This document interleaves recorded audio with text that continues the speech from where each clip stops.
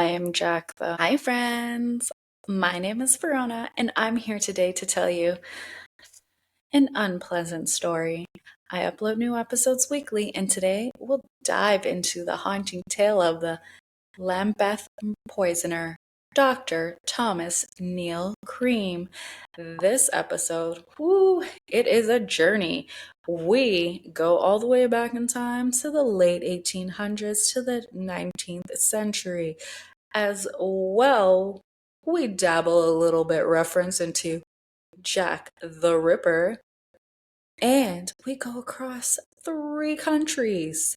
This is one doozy of an international roller coaster. So join me on this week's episode. Let's get into it.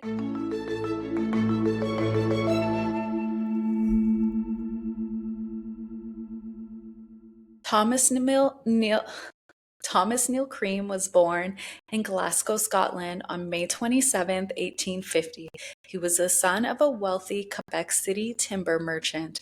The Cream family later moved to Quebec, where Thomas was raised.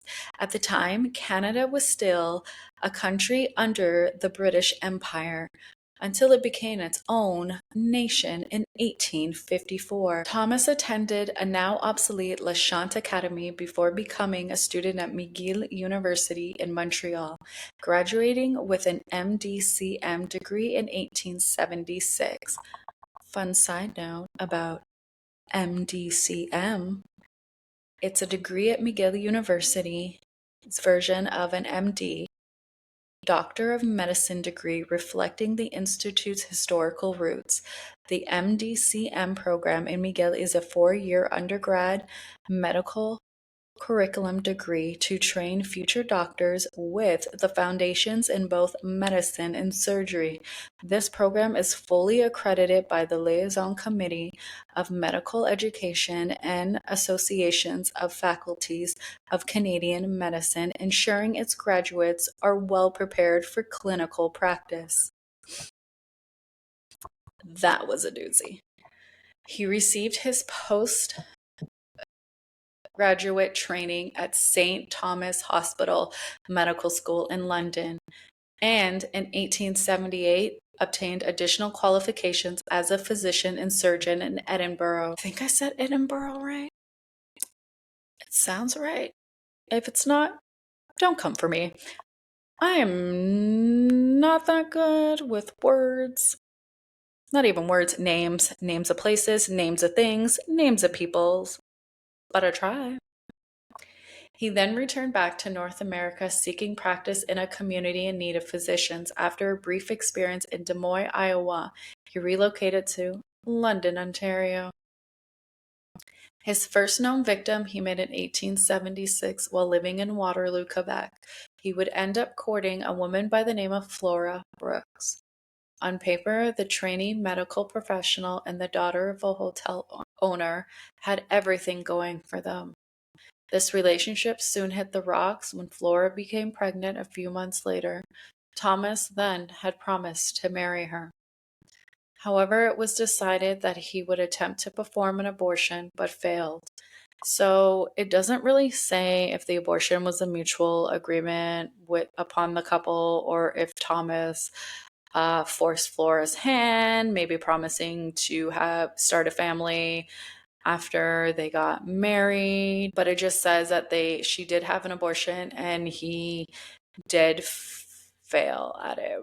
But quick spoiler, Thomas. I feel like Thomas put her up to it.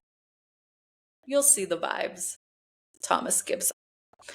The abortion left Flora severely ill. Thomas would later attempt to escape to Montreal, but was caught by Flora's father, who forced him back to return and marry his daughter. The day after the wedding, he left for England to continue his medical education. The Brooks family never saw or heard from him again. Flora herself almost fully recovered, but died of consumption in 1870. Fun side note, consumption, also known as tuberculosis, also informally known as the White Death, but historically known as consumption. Once again, Thomas returned to Canada having completed his medical training and qualifications in England. He had set himself up as an abortionist in London, Ontario. He was later charged under Ontario Medical Act with practicing without a license and later pleaded guilty. This did not deter patients from visiting his office. He was fairly successful until the body of a young woman named Kate Gardner was discovered close to his office next to a body of chloroform. Despite the evidence, he was not charged with her murder. Following his near miss, he decided to relocate to Chicago. Thomas, being Thomas, and undiscouraged by the death of Kate, he set himself up another medical practice in the red light district of Chicago, offering local prostitutes illegal abortions in 1879. I did not know Chicago had a red light district. This is very interesting. If anybody knows anything about it, let me know. I'm curious. Over the next year and a half, a number of other women died under his care. Mary Ann Faulkner and Miss Stack. The case of Miss Stack, it is thought that he tried to blackmail a pharmacist who filled the prescription, which led to her death. In both cases, he got away with murder due to the lack of evidence, which only led to more bodies. Alice Montgomery was found dead in April of 1881 of strychnine poisoning following an abortion close to his office. So strychnine is actually an ingredient in rat poison. Although the inquiry into her death was never solved, it was believed that Thomas was involved. I did not make that rhyme on purpose. Alongside the abortions, Thomas also marketed his own epilepsy elixir. That's right, guys. Botched abortions and now an epilepsy elixir. What can't Dr. Cream do? And for some time, he had done so successfully, and with a number of patients who swore by it. This success was short-lived when a patient, Daniel Stout, sent his wife to collect his treatment on his behalf. Daniel soon became suspicious that his wife was having an affair with Thomas and avoided confrontation on the matter. Thomas added strychnine to the medicine and Daniel soon died.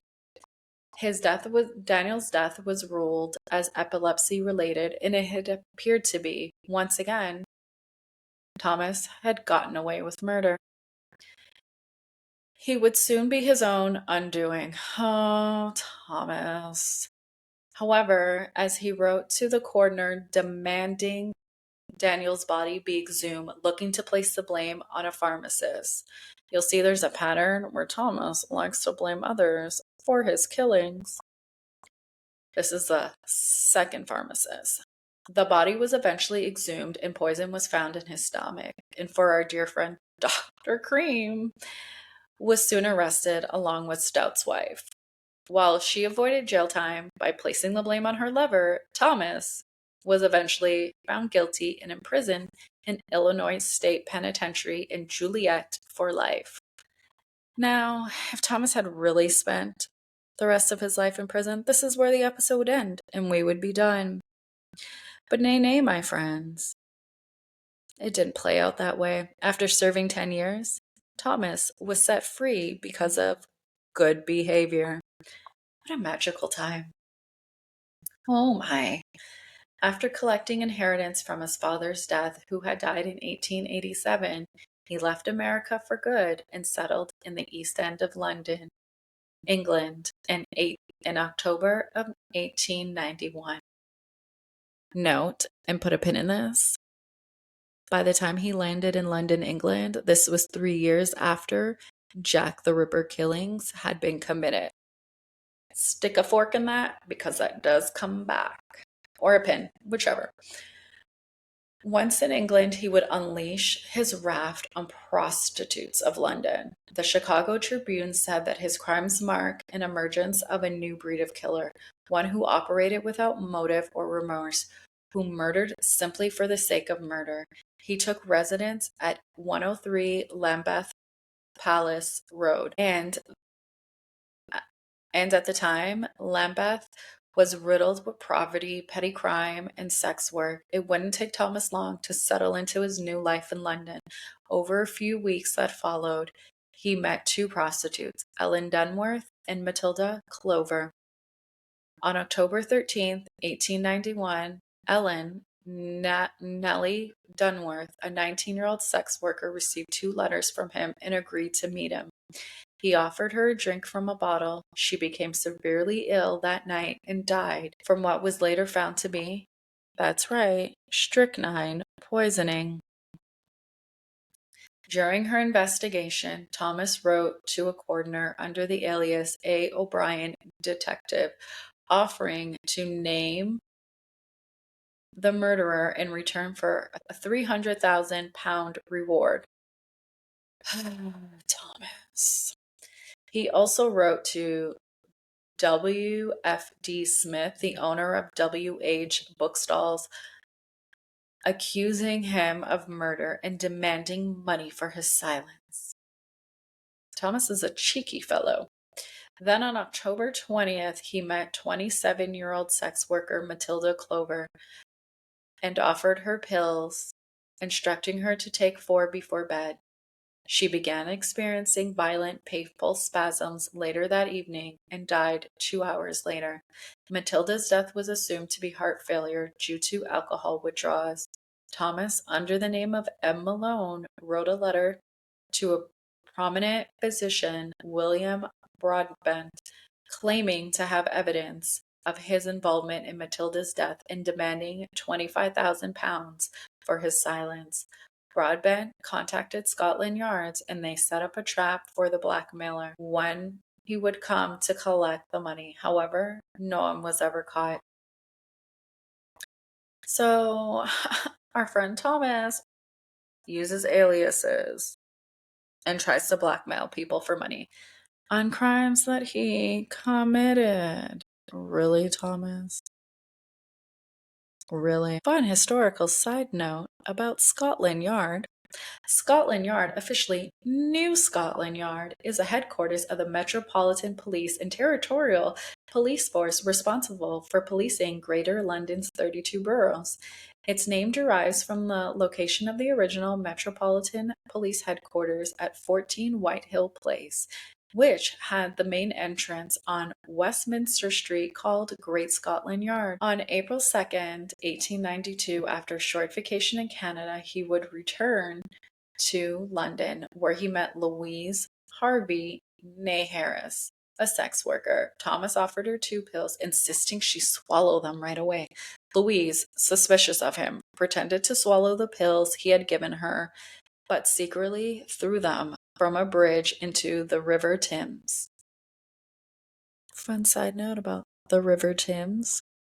It is a river that follows through southern England, including London, at 250 miles, 346 kilometers. It is the longest river entirely in England and the second longest in the United Kingdom after River Severn. I don't think I said that right. That's the end of that fun river side note. Once again, on April 11th, he met another 2 sex workers, Alice March, 21, and Emma Cheville, 18. He had spent the night with the 2 in their flat. Before leaving, Thomas offered them 3 pills each and a can of tainted salmon. Both women died later that night from, that's right, you guys, ding, ding, ding, ding, ding, you guessed it correctly, strychnine poisoning. Who also walks around with tainted salmon? That's disgusting. I can only imagine the painful death these women had gone through. Oh, Thomas. The newspapers were full of stories about the Lambeth Poisoner victims. However, Matilda Clover had never been mentioned in connection with the serial killings, as her death was not initially believed to have been poisoning. It was through his anonymous letters regarding the Clover murder that made police suspicious that she too was a victim. Another murder, another letter. Thomas really wants notoriety. As he had done in Chicago, he drew attention to the murders he had already gotten away with by writing letters accusing others of the deaths of these women. Not long afterwards, he continued to draw attention to himself when he met a policeman from New York City who was visiting London. The policeman had heard of the Lambeth Poisoner, and Thomas gave him a brief tour of where various victims had lived. The American happened to mention it to a British policeman who found the detailed knowledge of the case suspicious. So imagine, like, you're just vacationing in London, you're like, la la la la la, and then you meet, like, this dude with a mustache and, like, one of those bull hats, or I don't know what they're called, but you guys know what I'm talking about. And then you strike up a brief conversation in a cafe or something, and he's like, oh, yeah, I know where all these victims were. Follow me for your own personal grand tour. Thomas, what an egotistical shithead.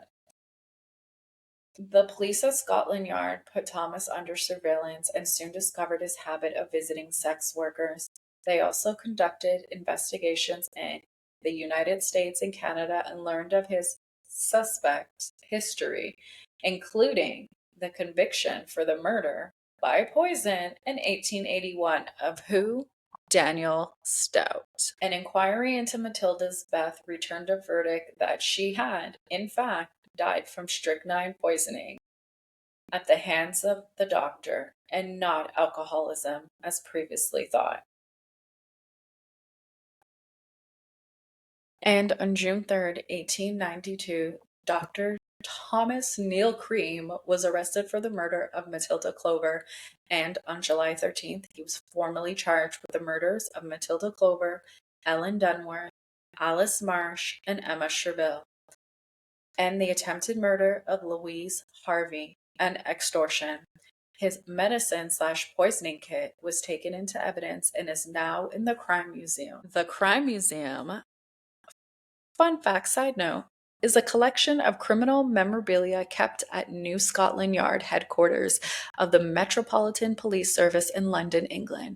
Known as the Black Museum until the early 21st century, the museum came into existence as Scotland Yard sometime in 1874, arising out of collections of prisoner property gathered as results of the Fortner Act in 1870. I really don't think I said that right. And intended as an aid to help police in their studies of criminals and crime. Initially, unofficially, it had become an official, if private, museum by 1875, which a police inspector and police constables assigned to the official duty there. Not open to the public, it was used as a teaching collection for police recruits and was only ever accessible by those involved in legal matters, the royals, and other VIPs. Now sited in the basement of Curtis Green Building, the new present Scotland Yard, the museum remains closed to the public but can be visited by officers of any Metropolitan Police and any of the country's police forces by appointment only. From the start, he insisted he was only Dr. Thomas Neill, not Thomas Neill Cream, and the newspapers usually referred to him as Dr. Neill in their coverage of the proceedings. At a hearing in July 1892, a letter claiming Thomas was innocent was read out loud, supposedly written by the infamous and at-large Jack the Ripper. We all know Thomas wrote this letter himself, okay? We all know he did. I don't know what he was trying, but ay, Thomas. This letter produced laughter in the courtroom, and for good reason. The jury returned a verdict that Matilda Clover died from strychnine poisoning administered by Thomas Neill. The jury deliberated less than 15 minutes before finding him guilty on all charges, and he was sentenced to death. And less than a month after his conviction, on November 15th, Thomas was hung at Newgate Prison by James Billington. As it was customary with all executed criminals, his body was buried on the same day beneath the flagstone of the prison, along with other executed criminals marked only by one initial. His body was later excavated. I pronounced it right the second time. In 1902 and moved to the City of London Cemetery. He is now buried in an unmarked grave in section 339. And for the hangman, James Billington later went on record stating that Thomas's last words were, "I am Jack the." Although the sentence was never finished, no other officials present could corroborate his claims. And he was in Illinois prison at the time of the notorious Jack the Ripper killings. It is widely believed that James said this so he himself could claim he hung the infamous Jack the Ripper. Ripperologists. Yes, that is a thing. Donald Bell speculated that Thomas had bribed officials and had been let out of prison before his official release date. And Sir Edward Marshall Hall speculated that his prison term had been served by a look-alike in his place.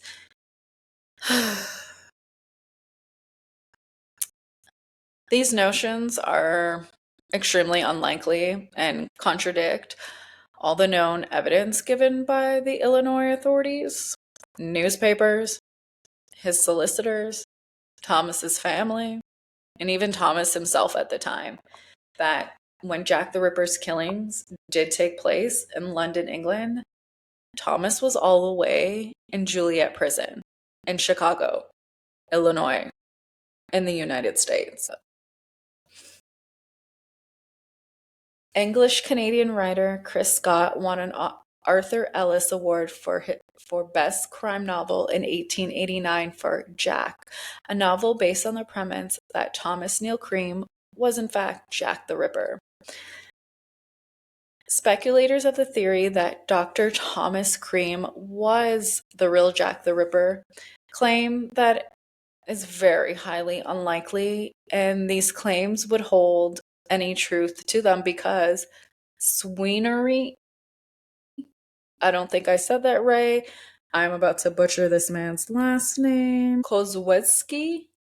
Don't come for me. We already went over this. I'm not good with names. Names of places, names of people, names of things. Also known as George Chapman. Thomas opted to poison all his known victims rather than mutilate them like Jack the Ripper. So, these theories that Thomas was Jack the Ripper, I feel like Thomas just wanted himself to be more infamous for his crimes, and as we can see by all the blackmailing letters that he had written in most of his cases, his ego was ginormous.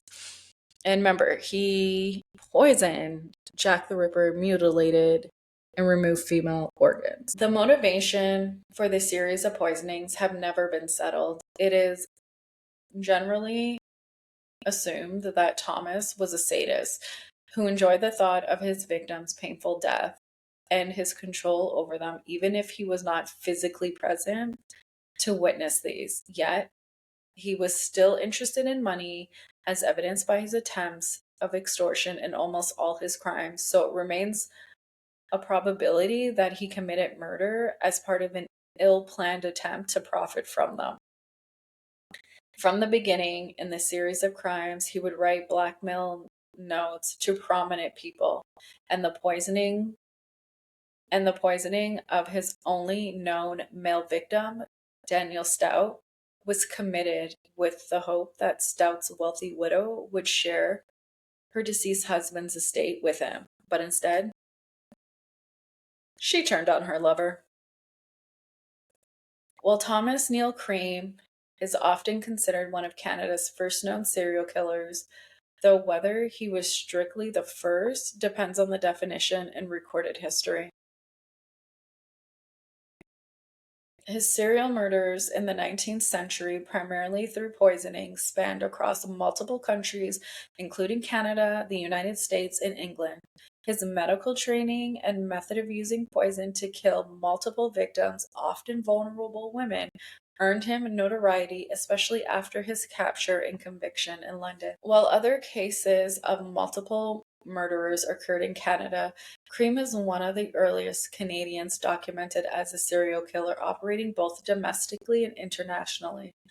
His case paved the way for increased awareness of serial killings as a unique criminal profile in Canada and beyond. His life is a haunting reminder of how trust and authority can be manipulated by those with dark intentions. Even after his execution, his case remains infamous, a sinister chapter in early history of serial killers that still resonates in the accounts of true crime.